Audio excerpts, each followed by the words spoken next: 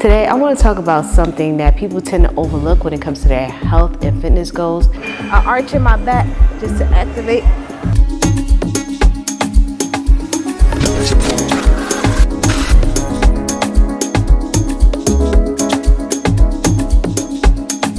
Welcome back to another video. Today, I want to talk about something that people tend to overlook when it comes to their health and fitness goals, and that's sleep. Sleep is detrimental in terms of lowering stress, inflammation, your body comp, and the way that your body carries itself.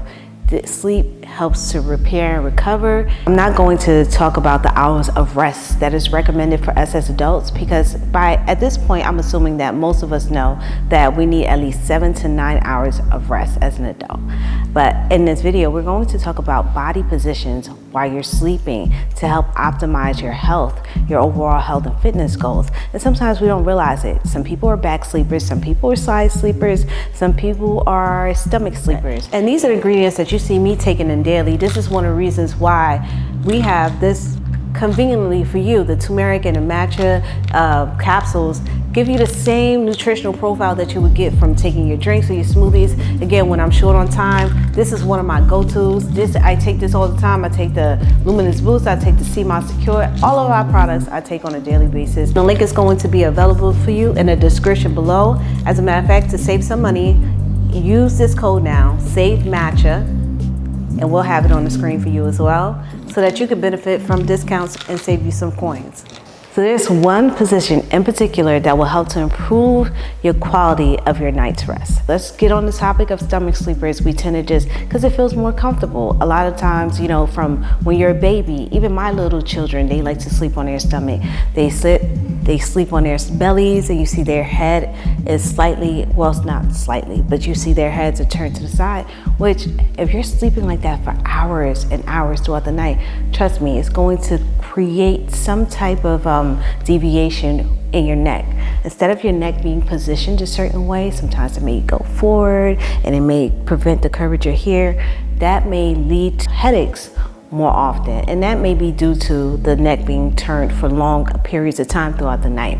Another issue with stomach sleeping is the lower back. Because you are in that, again, laying on your stomach overnight, you're creating an arch in that lower back is going in. My spine isn't aligned.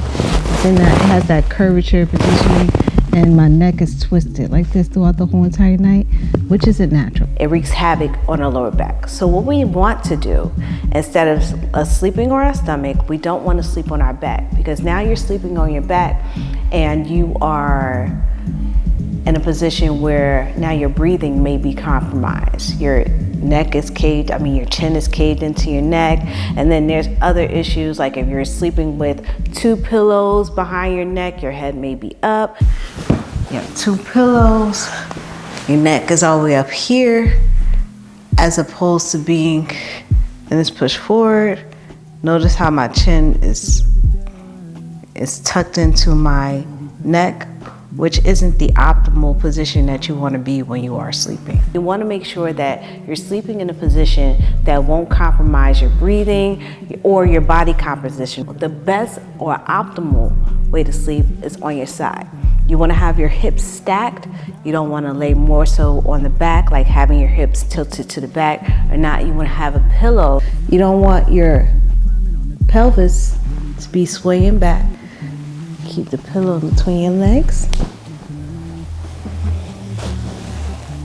Keeping the pillow in between your legs will help to keep your pelvis neutral and will prevent your spine from rotating. In return, will help your spine to be more aligned while you are sleeping. Now, your pillow positioning should be in between your neck and your shoulder. In neutral position, you don't want it to be too high, you don't want it to be too low. Some people like to really invest in a good pillow so that they can prevent their head from, being too high or too low. And another thing is your shoulder. To prevent your shoulder from sinking in, holding a pillow in between your arms while you're sleeping may be beneficial for you as well. Thank you guys for watching the video. I hope that it was helpful. If you have any questions, please feel free to leave them in the comment sections below, and I'll see you guys next time. Take care. Before they even get to live their truth, I think somebody got me. Okay. My quads, this is like a little cheek massage. My quads are sore. Anyway, let me get into this, right?